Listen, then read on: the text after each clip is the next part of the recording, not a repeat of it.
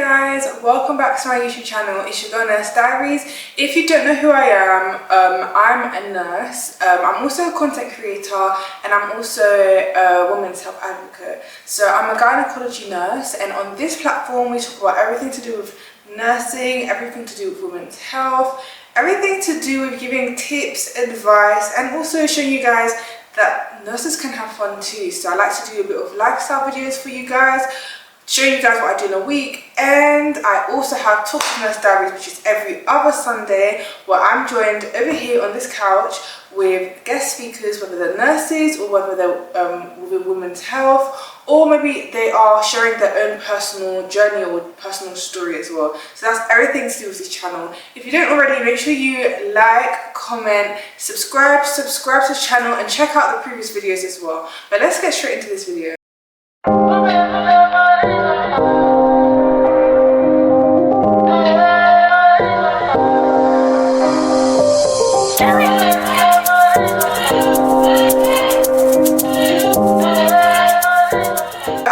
What should I do this week? And I thought, do you know what, let's do a bit of reflection. So I think I did promise you guys a birthday vlog. Yeah, with the birthday vlog, it didn't turn out how I wanted it to turn out, so I'll just show you guys a glimpse of what occurred in the night, and then I'll go into this video. Guys, I'm starting my birthday vlog like this. Yeah, my birthday's tomorrow, celebrating with the girls tonight, and then tomorrow I just want to spend the day at church with my family for once, which is a good thing, shows growth. But yeah, so I'm going to do my hair. I can't wait. I'm doing a risky hairstyle. I've never done this hairstyle before. I'm so sad, guys. I was supposed to be on my camera and I totally forgot it. Like, I was rushing to leave the house and totally forgot to bring it with me. But yeah, you guys, what hairstyle it is. It's something that I've never done before, so I don't even know. I'm even regretting it. I feel like I should have just stick to my usual hairstyles, but let's just see how it goes.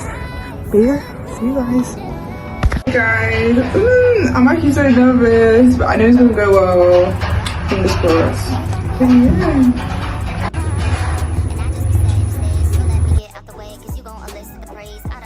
I just finished my hair. It's cute. It's giving different. I've got lipstick on my coat foot. It's different, but it's cute. I'm a home game, trying to sell tickets, and if ain't nobody showing up, it's really what you're feeling, and your heart is in the wrong place. So is it your hearing? Say yes to Jesus, I surrender all to thee. I freely give. I will ever love and trust Him in His presence daily.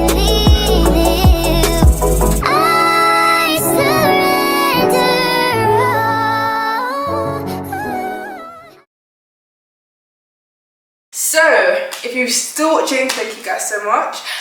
So I'm gonna just talk to you guys about placement, like placements I had when I was a student and my honest reviews on them. So it's crazy to think that it was so long ago, like that I was a student. Like, I don't even feel like, I just feel old now, guys. This is the reality of it. First you end up being the youngest person around, and then now I just feel old. Like, I'm 24, but I feel ancient. But anyways, so when I was in placement, my first placement was on the surgical ward, and I absolutely loved it. I feel like I loved it more because of my assessor than anything. I had a really good assessor. He was so lovely. He was really motivating. His graduation photo, him graduating with first class, and he told me that he wants to do medicine after. But he was just so inspiring. He was such a nice person. So that definitely really did make my first placement amazing. And I also was working with really nice people as well, to be honest. Everyone was really lovely, not only him, but also the healthcare assistants were really nice. They were literally like treating me really nice. So I really did enjoy that first placement. After that, if I'm correct, I don't even know anymore. I feel like if you scroll down to all my videos, then you'll probably see all, like, my whole journey as a student as well, if you didn't know that already.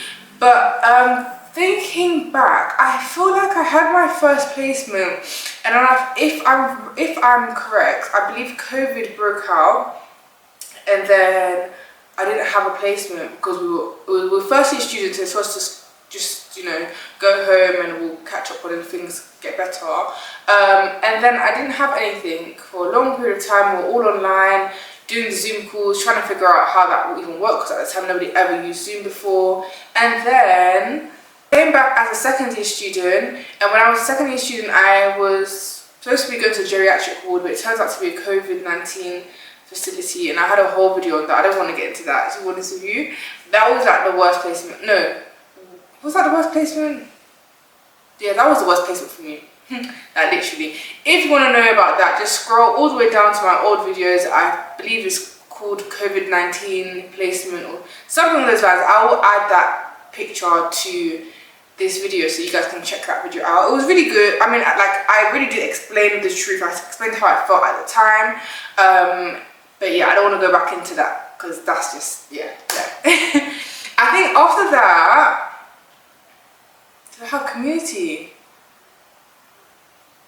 After that, I think I either had community or I actually had two community placements, I just realised now. I had rehabilitation, so I was on a rehab ward, so it's basically like a step down. You're not in a hospital, it wasn't a hospital, located in a hospital, but it was like a thing where patients who are medically fit for discharge but maybe need a few more things, like maybe they need more physios to see them and stuff like that. So it's like a step down bed, basically, that's what they call it. It's called a step down bed. So you'd be helping patients with like physio, and they had like a whole physio room. It was interesting. I did like that placement. The only thing about the placement is that it was so far, guys. I used to wake up at 4 a.m. to get the bus. It was in the middle of nowhere, and it was so like wow, because I studied outside of London, so when I tell you it was in the middle of nowhere, I mean like it was me and the field. And you know what, there wasn't even at that time, usually most of my placements I'm working with other students, etc., but at that specific moment I was actually on my own. And there's times where like I would literally the bus wouldn't come, I would have to waste my own personal money on Uber, which was really expensive, especially as a student who literally tried to make like her ends meet. I'm literally trying to make ends meet, and then I'm spending money on Uber because the bus doesn't come. Or, and by the way, if you're saying, oh yeah, why didn't you take another earlier bus? Sorry, but who's waking up earlier than 4 a.m? Like, come on, for an 8 a.m. start. Like, that's insane, that's insane. I literally woke up at 4 a.m, I left the house at 5 a.m, getting the earliest bus I could possibly get, and still, sometimes it just wouldn't show up. Sometimes it wouldn't show up at all, and I would be standing there in the cold. It was so much. Thinking about it now, I'm just thinking that, wow, like, students actually do sacrifice, like, getting to placement. I can only speak for students outside of London because that's my experience. When it comes to students in London, I can't relate because I feel like London's transportation is good anyways, but outside of London, I totally feel you if you're watching this and you're out of London student. I get you, I feel you, honestly. Keep going. It gets better when you qualify. You don't have to deal with all this crazy journeys, honestly. But anyways, back to what I was saying. Yeah, that was really hard, that waking up at that time. And imagine I finish a shift, I get home, shower, eat, sleep for a few hours, and I have to wake up at 4 a.m. again. Like, do you get what I mean? So that's why it was actually very challenging, but I don't know how, but I managed to get through it. Luckily, everybody on that placement was nice, relatively nice to an extent. So it wasn't like the worst placement ever. What else? I think, if I'm correct, after that I did have a community palliative care placement, and I really liked that placement. It was, I was working with a community palliative nurse specialist, so they were all like band 7 nurses, and I was watching them like prescribe medications, see patients that were dying in their own homes. It was a different type of nursing. It was more like consultation, but it was really nice. It was counselling basically, but it was really nice experiencing that. It was also sad as well, because obviously you have families who are watching their family member actively die. It was quite sad to see as well, but at the same time I really did like and respect what the nurses had done. And then always have like huddles and team meetings, etc., meeting up to discuss cases, etc. So it was quite interesting as well, and sometimes I managed to be working from home as well, where I would join into the meetings in the morning, and then in the afternoon we'd have our visits in person. So it was really good. I really did like it, and my sister was really nice as well. Shout out to Claire. And then it feels like I didn't have many, and then I think, oh my gosh guys, that's how you know it's been so long, because I'm actually forgetting everything now. If I'm correct, I think my management placement is the next one, and that was in AAU. I really liked my placement there. I had an amazing, initially I didn't have the best assessor, so I decided to change my assessor, and I had literally the best assessor. Shout out to Natalia.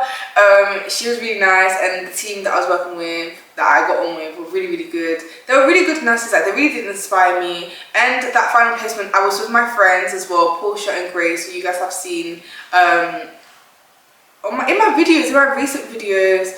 It just shows, like, with Grace, I literally met her in my final placement, and now we're literally really close, literally going out all the time. So it just shows that, you know, you think that being a student, you will never make friends, or like, in the final year you can't make friends, but that's how I became friends with her, and literally we're still friends to this day, 2 years post graduating. So yeah, placement's tough, guys. I'm not gonna sit here and say it's easy. It's tough, especially when you're commuting long distances to go to your placement. But all I would say, my main advice would be to stay strong, stay positive. Things will get better, and just try and do your hours. One thing I did, whether I liked the placement or not, I just knew that I was there to do my hours and to learn, and I made the most of that. Ask questions and never be too cocky. That's one thing I've noticed. Now, being 2 years in and also being a practice assessor, I like my students, but I also try to inform them that it's important to just keep it humble as well. Don't be a know-it-all. And the reason why I'm saying don't be a know-it-all is because as a student, I feel like you can never know it all. Even as a qualified nurse, you can never know it all. It's good to be confident, but it's not good to be like dismissive of other opinions, think that you know it all and you don't need to learn more information, you don't need to adapt to things. No, like, never ever be like that. Even when you qualify, never be like that, because there's always room to learn something new. There's always somebody who may know something more than you. So don't ever feel like, you know everything, don't talk to me kind of thing, because nah, that's not the way you go in life, honestly. Always remain humble. That's the one thing I'd say. Even when you qualify, remain humble as well. Be open to new ideas, and it will get you places, trust me. But yeah guys, that's it for me. I kept this short and sweet. Next week I'm joined by Lillian, and we'll be talking about endometriosis. So Lillian is a patient, and she has got adenomyosis. She's got endometriosis as well, and she'll be speaking about her condition and giving you guys some tips as well. So I can't wait for you guys to watch that video. I thoroughly enjoyed filming with her. It was just so energetic and nice, and I know you guys are gonna love it as well. Hey guys, welcome to episode 5 of Talks with Nurse Diaries, and I'm here with Lillian. So can you please just introduce yourself, let them know who you are, what you do. No problem. Hi, my name is Lillian, on Instagram at Liliano1 if you wish to follow or find out about me. I'm a chronic health advocate. At present, I am medically retired, but I turn my hand into fashion, style, advocating about health conditions. So I carry a brand called the Sweet Mother Collection, and it's bespoke items such as this, made in the motherland in Africa, that I try and bring to the masses in a modern way, just showing how fashion and style can work, especially if you have chronic health illnesses. So that's a bit about me. So I just want you to just speak about like what happened when you found out you had endometriosis. Sure. And just like your symptoms to begin with, okay. And then we'll go more in depth with everything. Okay, so my personal journey started more so when I was in my 20s, so I'm now aged 50. Mm-hmm. So in my 20s, I started experiencing extreme period pains, but also the length of time for which my cycle was going on for like 7+ days. For me, I was experiencing vomiting, fainting, a lot of food allergies, skin allergies, chronic pain, definitely fatigue, and I was always told like it's anemia and I have an iron deficiency. For me at that time in my 20s, I was very svelte and quite slim in a sense, and just very particular with food. So I definitely knew something wasn't right. Yeah. So it started then. However, fast forwarding, I was actually diagnosed in 2010. Okay. Yeah. Alright. And prior to prior to your 20s, Yes. before that, like were your periods that bad or? No, that's why I think it's a bit of a strange one with endometriosis in particular. Any guests that you want to see, let me know in the description box who you want to see on this channel. And also, I've got an event on the 14th of December. It's a nursing and women's health event. I need all of you guys to be there. If you're watching this, please come. It's going to be amazing. It's literally going to be myself, and I'm going to be joined by guest speakers, and we're going to be speaking about nursing, about women's health, about midwifery as well. So please, please, please do get a ticket. I'll put the link in the description box below. It's something not to miss, and it's the final event of the year, final nostalgic event, so please do come, and I'll see you guys next week. So, make sure you like, comment, subscribe, and share this channel with friends. Let's get the views up, guys. Let's get the views up. If you haven't watched my previous videos, go back and watch all of that as well, because this video is short, so you have time. Bye guys.